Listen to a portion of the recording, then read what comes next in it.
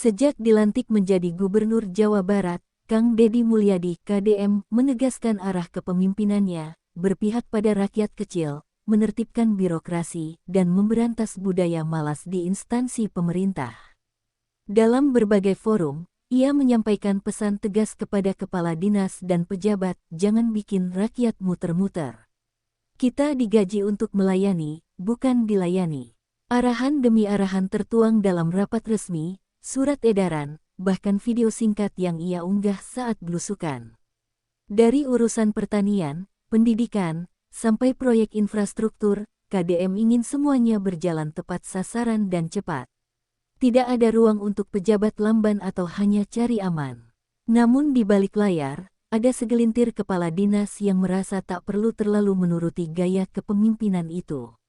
Mereka menganggap KDM terlalu keras, terlalu populis, dan terlalu masuk ke urusan teknis.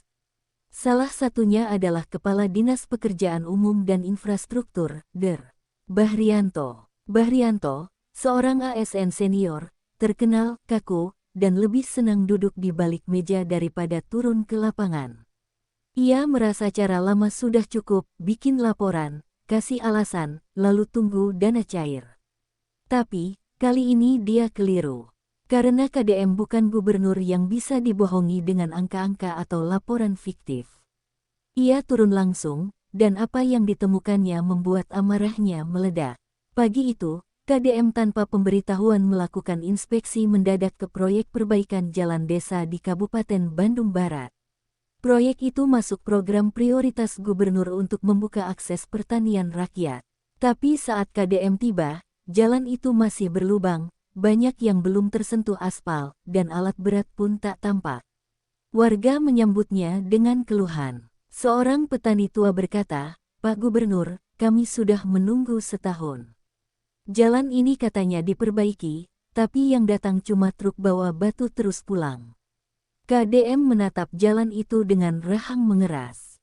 Di tangannya ada laporan yang menyebut proyek sudah 80% selesai. Ia langsung menghubungi Kepala Dinas PU, Bahrianto, lewat panggilan video. "Pak Bahri, ini 80% selesai dari mana? Saya berdiri di atas tanah yang belum digali." Wajah Bahrianto di layar tampak gugup, berusaha menjelaskan. Tapi KDM tidak memberi celah. Besok pagi, datang ke kantor gubernur. Bawa semua dokumen proyek ini. Video percakapan itu viral di media sosial. Rakyat bersorak, sementara para pejabat mendadak gelisah. Mereka sadar, KDM sedang serius menertibkan birokrasi, dan satu persatu bakal disikat kalau tidak beres. Sikap tegas itu jadi ombak besar yang akan menggulung para pejabat malas dan tak jujur. Keesokan paginya, ruangan gubernur tegang. Bahrianto datang membawa setumpuk berkas, didampingi beberapa stafnya. Di hadapan KDM, ia mulai menjelaskan kronologi proyek, menunjuk grafik dan laporan serapan anggaran. Tapi KDM memotongnya. "Saya tidak butuh grafik, saya butuh jalan yang bisa dilalui petani," katanya lantang. Lalu ia melempar selembar foto dari ponselnya, memperlihatkan kondisi jalan saat ia kunjungan. "Lihat ini yang Anda sebut hampir selesai." Bahrianto mulai panik. Ia menyalahkan rekanan, menyebut cuaca, bahkan menyebut pergantian subkontraktor. Tapi semua itu tak menyelamatkannya. KDM sudah memegang data yang jauh lebih rinci, termasuk laporan masyarakat dan hasil audit internal. Dalam pertemuan itu, KDM mengeluarkan ultimatum, proyek harus diselesaikan dalam 30 hari atau akan diputus kontraknya. "Dan Anda, Pak Bahri, saya nonaktifkan sementara. Fokus benahi ini dulu. Kalau tidak mampu, serahkan jabatannya." Keputusan itu menggegerkan banyak pihak. Tapi bagi rakyat kecil, itu adalah bentuk keberpihakan nyata. Langkah KDM menyentak banyak pejabat di lingkungan pemerintah Provinsi Jawa Barat. Para kepala dinas mulai panik, mengecek proyek masing-masing, dan menghindari berurusan dengan data palsu. "Pak Gubernur kalau turun, langsung ke titik," kata seorang kabid. "Nggak bisa main-main." Sementara itu, Bahrianto mulai bergerak di balik layar. Ia mencoba mencari pembelaan lewat beberapa kolega dan bahkan anggota DPRD yang dulu punya kedekatan dengannya. Gaya KDM ini melangkahi prosedur, katanya. Tapi suara dukungan yang ia harapkan tak banyak datang. Sebaliknya, media mulai memberitakan betapa buruknya tata kelola proyek jalan di masa sebelumnya. Beberapa laporan mencuat, memperlihatkan potensi markup dan ketidaksesuaian spesifikasi. Nama Bahrianto semakin terpojok. KDM sendiri tetap tenang. Ia tidak menjawab serangan balik, hanya terus belusukan dan menunjukkan bukti lapangan. Setiap harinya, akun media sosial KDM dipenuhi dukungan rakyat. Baru kali ini gubernur bisa disapa langsung sama tukang bangunan, tulis seorang netizen. Suasana Pemprov berubah drastis. Kini setiap rapat, semua pejabat membawa data lengkap, siap jika sewaktu-waktu diminta turun lapangan bersama gubernur. Masyarakat Jawa Barat memberikan dukungan luar biasa kepada Kang Deddy Mulyadi. Dari petani, pedagang, hingga tukang ojek mengaku baru kali ini merasa benar-benar didengar oleh pemimpin tertinggi di provinsi. Banyak warga mengunggah testimoni di media sosial, menceritakan pengalaman mereka saat didatangi langsung oleh KDM. Seorang ibu di Garut bahkan menangis ketika KDM datang ke rumahnya dan melihat anaknya yang putus sekolah karena jalan rusak. Saya kira bapak cuma janji-janji kayak yang dulu-dulu, katanya. Tapi kedatangan itu nyata, dan dalam seminggu kemudian, jalan ke desa itu mulai diperbaiki. KDM menyadari bahwa dukungan rakyat adalah kekuatan sejatinya. Ia menginstruksikan seluruh kepala dinas agar turun langsung ke lapangan minimal 2 kali seminggu. Jangan cuma duduk di ruang ber-AC. Rakyat itu adanya di sawah, di pasar, di jalan becek, katanya dalam rapat mingguan. Sementara itu, tim investigasi internal yang dibentuk KDM mulai menemukan proyek-proyek lain yang mangkrak. Ternyata bukan hanya dinas PU, tetapi juga beberapa dinas lain yang tidak menjalankan arahan gubernur dengan semestinya. Sinyal itu jelas, KDM tidak akan berhenti hanya pada satu orang. Dampak dari insiden Bahrianto menjalar cepat. Beberapa kepala dinas lain mulai gelisah. Kepala Dinas Sosial, Kepala Dinas Pendidikan, dan Kepala Dinas Perdagangan mulai kebakaran jenggot karena laporan rakyat tentang lambannya layanan mulai membanjiri media. KDM mulai membuat peta laporan rakyat, sebuah dashboard interaktif yang mengumpulkan keluhan warga dari seluruh Jawa Barat dan disiarkan secara terbuka. Nama dinas yang sering dilaporkan muncul dengan warna merah. Ini membuat banyak pejabat panik dan mempercepat program mereka. Dalam waktu singkat, banyak kantor dinas yang biasanya sepi mulai ramai karena pejabat turun tangan langsung. Tapi rakyat bisa membedakan mana yang kerja tulus dan mana yang hanya pencitraan. KDM pun terus menyaring laporan-laporan yang masuk. Di tengah gelombang perubahan itu, muncul kekhawatiran di kalangan lama, para pejabat senior yang merasa tidak cocok dengan gaya kepemimpinan KDM yang blak-blakan. Sebagian mencoba mengadu ke pusat, berharap ada intervensi. Namun, Menteri Dalam Negeri justru memberikan pujian terbuka atas langkah bersih-bersih yang dilakukan Gubernur Jawa Barat. KDM menggelar rapat akbar di Gedung Sate.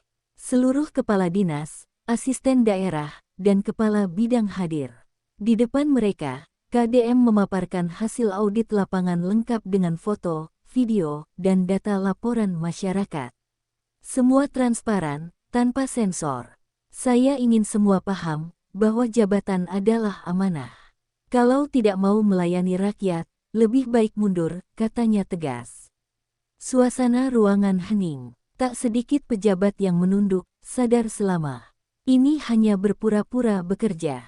Dalam forum itu, KDM memberikan dua pilihan, tetap di posisi dan membenahi kinerja sesuai arahan, atau mundur secara terhormat.